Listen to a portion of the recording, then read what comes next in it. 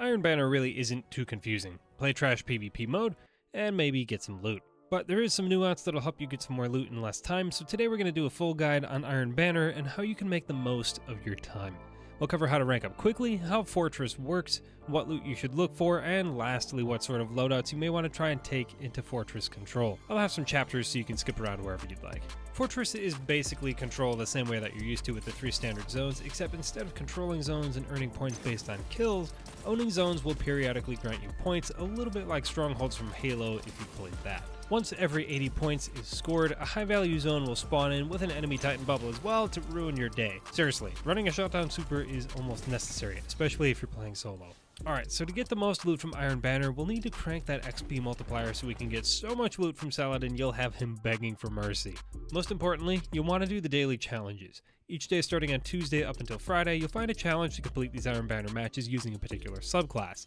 These challenges award the biggest single multipliers and really help you rank up faster throughout the week. As you work on those challenges, you'll want to make sure to equip an Iron Banner emblem, as well as some Iron Banner armor, ornaments, and weapons. Kind of like Destiny 1, staying on theme gets you rewarded with extra XP. So what I like to do is equip an Iron Banner heavy weapon, since I don't really have to use it anyway, then use ornaments on the rest of my armor to get that limit of 5 equipment to max out the bonus. And something good to know here is that ornaments do count, so you don't need to be running into a buzzsaw of 6 bubble titans with the armor stat equivalent of wearing a garbage can.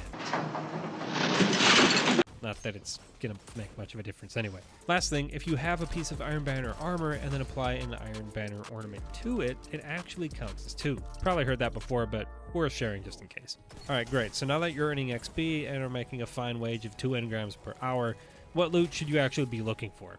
As of Season 19, there are a number of good weapons and a few that are pretty underwhelming / borderline trash. Into your underwhelming category, I'd put Dark Decider, Allied Demand, and probably Hero's Burden along with Razor's Edge and Frontier's Strike. Most of these weapons, there are either better options in their respective slot or their perks just don't synergize that well, with a few exceptions. Either that or they just don't really perform that well and feel kind of clunky to me.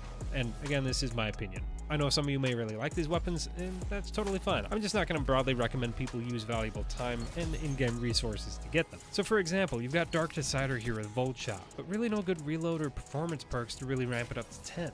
The Akilos SMG on the other hand is just going to be better, and you can get exactly the role you want by crafting. Feeding Frenzy and Volt Shot is really good together. Allied Demand is okay, but if you really want a high-performing adaptive sidearm, I'd probably just use Drang.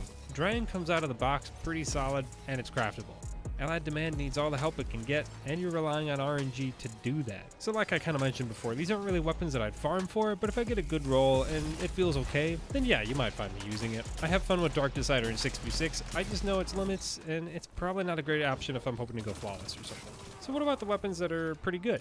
These are weapons I'd say have good rolls and could either serve a unique role or at least fill a gap in your inventory if you don't have the more popular option. Personally, I put Gnora's Axe, Roar of the Bear, and Wizened Rebuke in this category.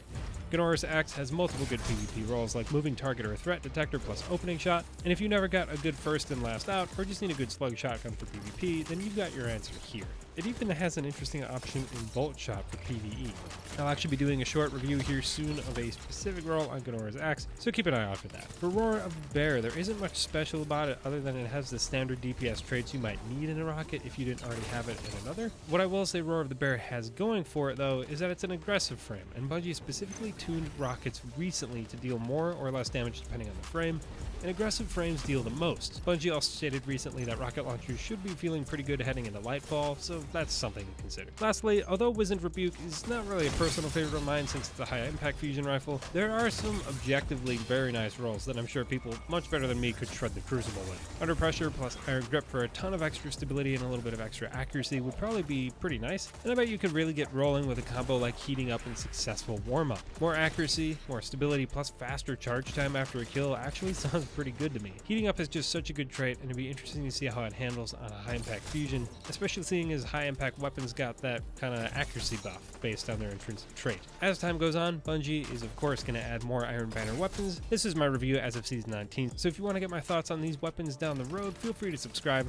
I do cover a lot of different things across Destiny as well. Also, comment and let me know what your favorite weapon is from Iron Banner, and tell me why I'm wrong for putting it in the underwhelming category. So one last thing before I get out of here. Let's cover some quick strategy and maybe some builds you can run to have a little bit more success in Fortress. The meta for this mode is a lot of Titan barriers and bubbles, if I'm being honest, and then a lot of shutdown supers. It can be tough to win if you don't have enough shutdown supers on your team, and they put a bubble on the high priority zone every time. If you're a fellow Titan, Thunder Crash is an absolute dream crusher, and it's probably the best option for destroying bubbles and everyone in it. Hunters also have Blade Barrage, and that's really about it for them. It does work nicely for taking out bubbles and wells, though. I've tried Tether and Gathering Storm, and that just never seems to go well. Warlocks, as always, have their trusty old Nova Bombs, which do a great job of shattering Titan bubbles, and then the projectiles that split off and track will pretty much kill everyone inside, so that works pretty well too. Beyond your super, I like to run something like a pulse rifle and a shotgun or a sidearm, since most of the maps are pretty mid-ranged. As for your abilities, I'd run anything that helped you control zones, AoE grenades for area denial, so pulse grenades, vortex, dust field grenades, whatever you prefer. Personally, I really enjoy trip mines on my hunter with Ahamkara's Spine. The trip mine does a ton of damage and is extremely effective for reaching around corners and barricades or creating a trap as you retreat. I made a whole build video on it a couple months ago actually, and if you want to check that out, I'll have that linked in the description.